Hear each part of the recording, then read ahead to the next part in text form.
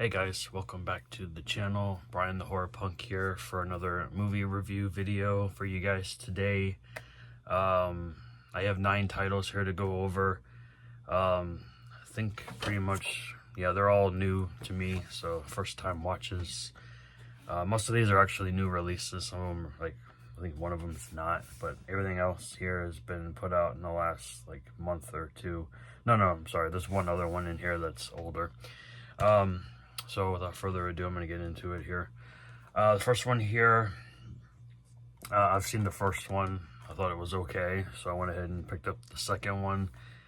And that is Parched 2 Hangry. I'm not sure what that means. Second helpings.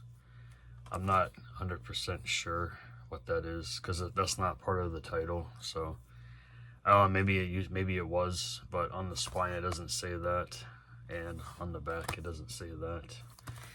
Anyway, the first one has to do with contaminated water in a town, and people get sick, and then they turn into, like, I'm not gonna say zombies. They're just like, hungry and want to eat human flesh. But I guess you could call it that, but it's not really like that. So this one is a little bit of a different synopsis, but it's kind of like the same type of situation, I guess. Basically, this is sort of found footage, but not all found footage. It's kind of one of those weird movies. Mostly found footage, but you have, I think her name is Leiji. She's a social media, talent or whatever. I don't know if you can call her talent, but anyway, she brings her friends to this little, like, I don't want to say it. I guess you can call it a boogaloo. It's kind of like a little, like, summer house. I guess you could call it that too. And it's on the lake and whatnot. And they're just going there for having a good time. I think it's just for a weekend. Yeah, for a weekend. And one of her friends is like works in a lab, and he brings his work with him, which ends up biting him in the ass at the end of toward the end anyway. So yeah, they're just hanging out, having fun, being, I don't think they're teenagers. I think they're like in their early 20s. What early 20 people do, anyway. Like I said, the friend that works for the lab, something happens to his little, what do I want to call it, specimen, whatever, and it gets into the water.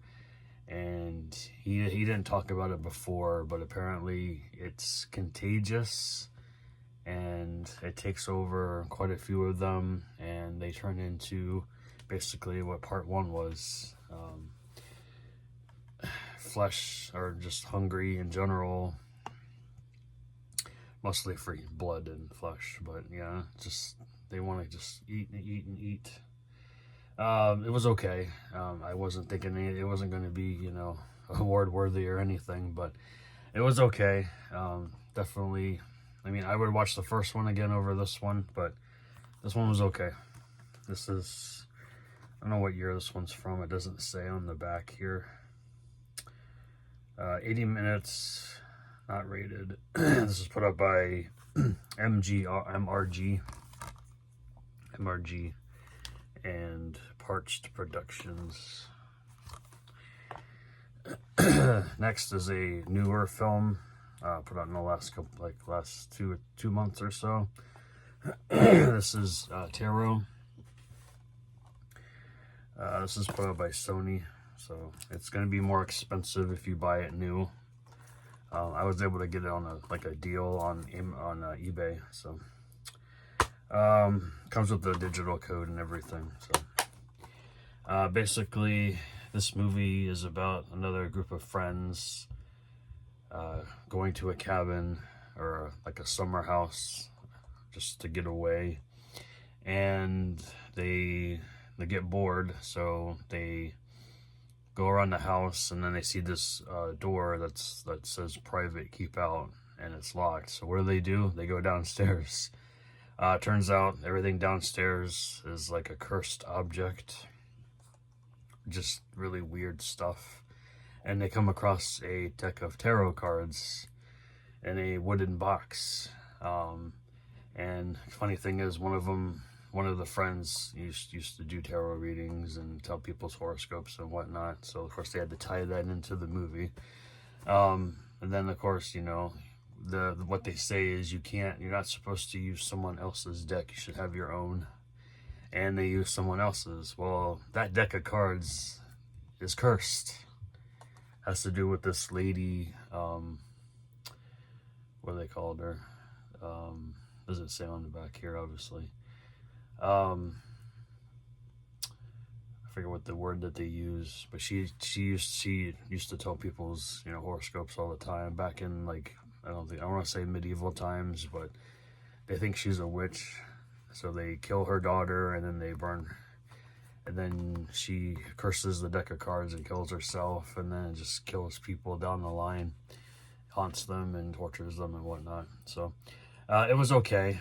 I mean, I wasn't thinking there was going to be anything spectacular for a PG-13 movie, but I mean, it was entertaining. I thought it was all right.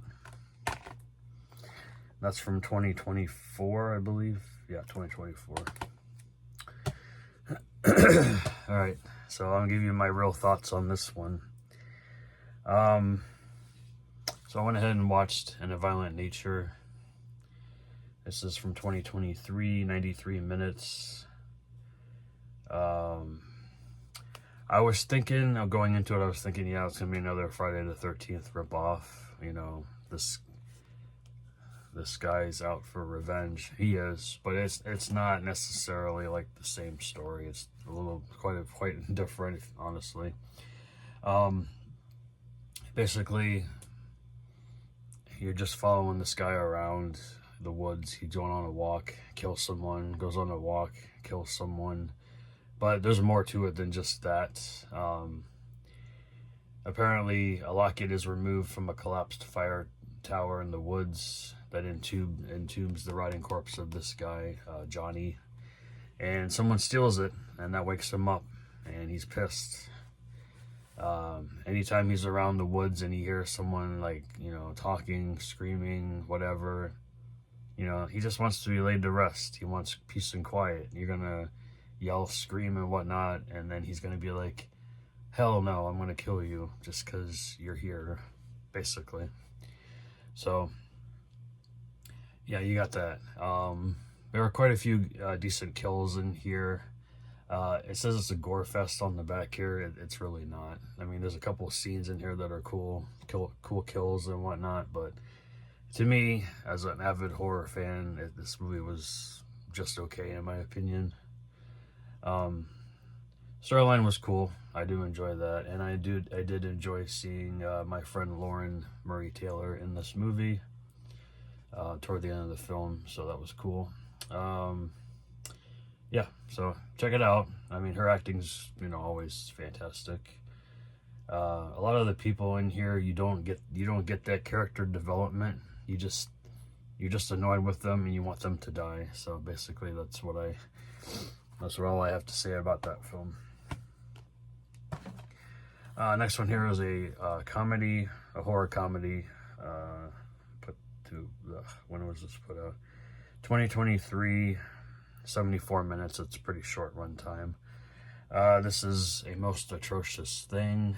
Basically, it's just about zombie deer trying to kill people, basically. So these group of like stoners, they're on a graduation trip. They go to a lot of these things has to do with like nature, so, which is kind of funny. At least 3 of the last 4 were. They're on a graduation trip, going to a cabin in the woods, and they are it says they eat tainted deer meat. And I mean, obviously they're hunted by deer anyway, but you know, they eat the deer meat, and then they also turn on each other too, so there's that. Yeah, it was pretty funny, pretty silly, really just a fun time all around. You do get a commentary on here, making a featurette, a music video, and deleted scenes. So I enjoyed it. Definitely worth the pickup. I found it cheap on Amazon. I'm sure they do fluctuate prices a lot on there. So you got some cool artwork on here, and then the disc also has some nice artwork too. So I think this is burn on demand though. Yeah, burn on demand disc. So just FYI, most of these like cheap releases on there are usually MODs. Not bootlegs, MODs. They're actually legitly sold on Amazon. Okay, next up we have Afraid. Yeah, Afraid. It's put out by Blumhouse and Sony. This movie is a little bit different than what I thought it was going to be. PG-13, another PG-13 horror film. This follows a family with John Cho as the father. He selected to test a device that, a home device, kind of like Alexa, but a little bit different. Basically, it's there to help the family with like scheduling and paying bills and just being there to help them for whatever reason. But there's always a twist. Basically, this device called Aya, AIA, Aya. Not only does she just watch over the family and help them with what they need, with whatever they need. Yeah, she I don't want to say she kills people because she's not real, but she kind of takes revenge on people who betray them and whatnot.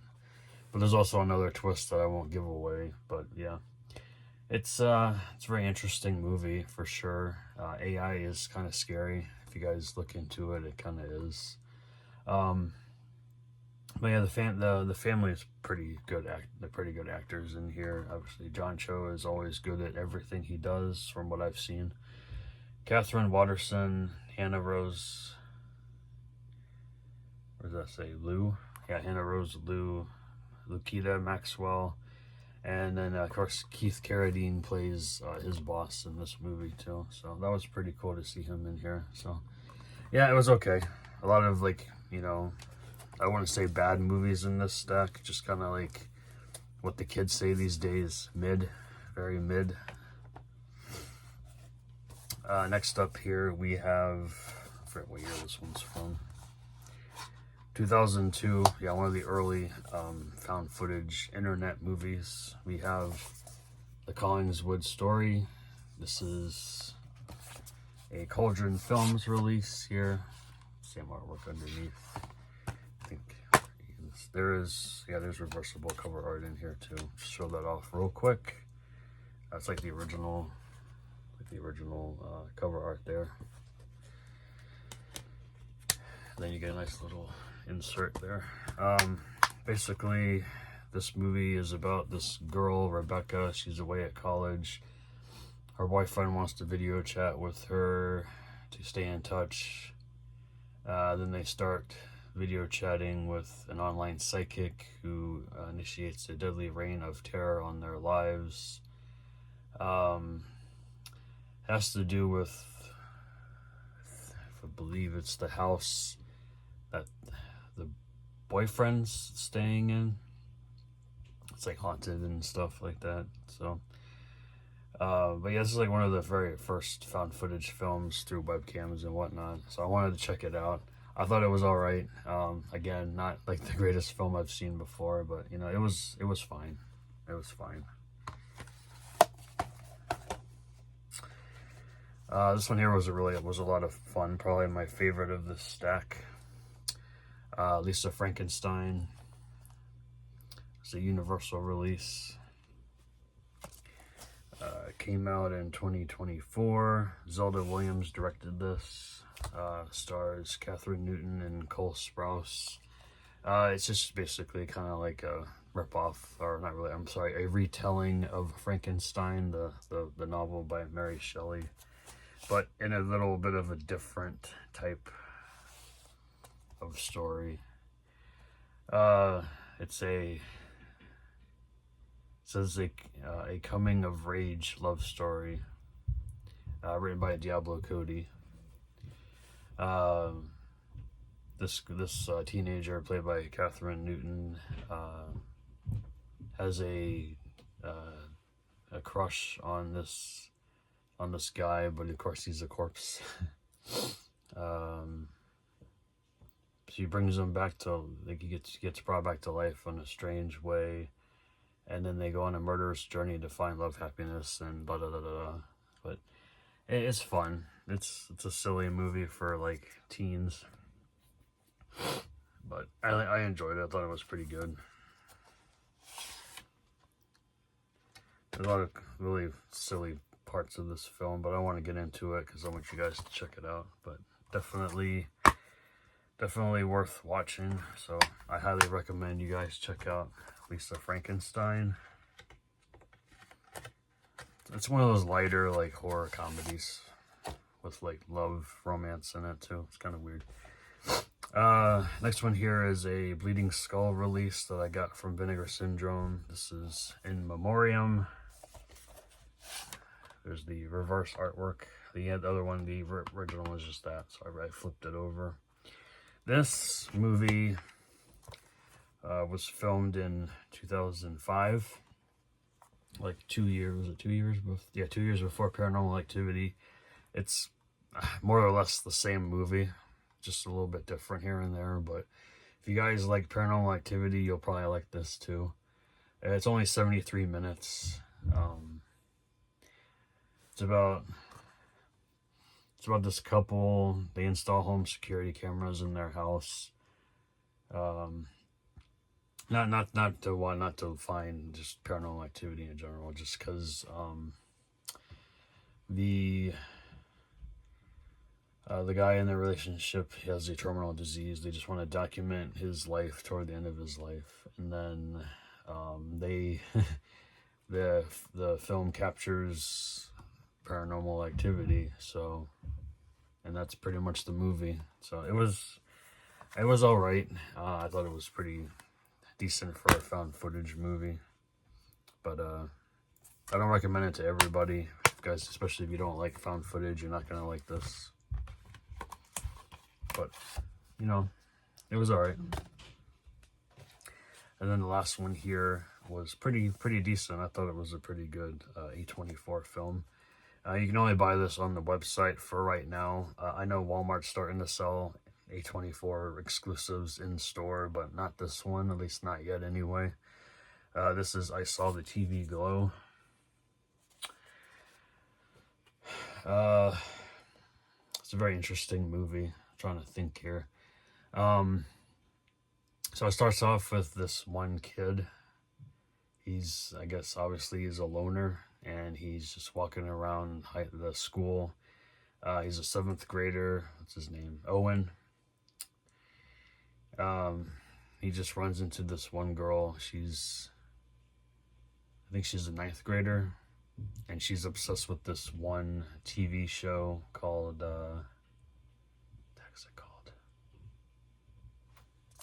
I'm drawing a blank. It's been a while since I've saw this movie.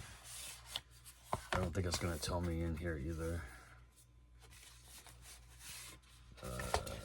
Sorry guys, drawing a blank here what the damn show was called. Oh yeah, the Pink Opaque. Yeah, the Pink Opaque. It's like, it shows certain scenes from the show and within the movie. It was very strange. Apparently it's about these two girls trying to,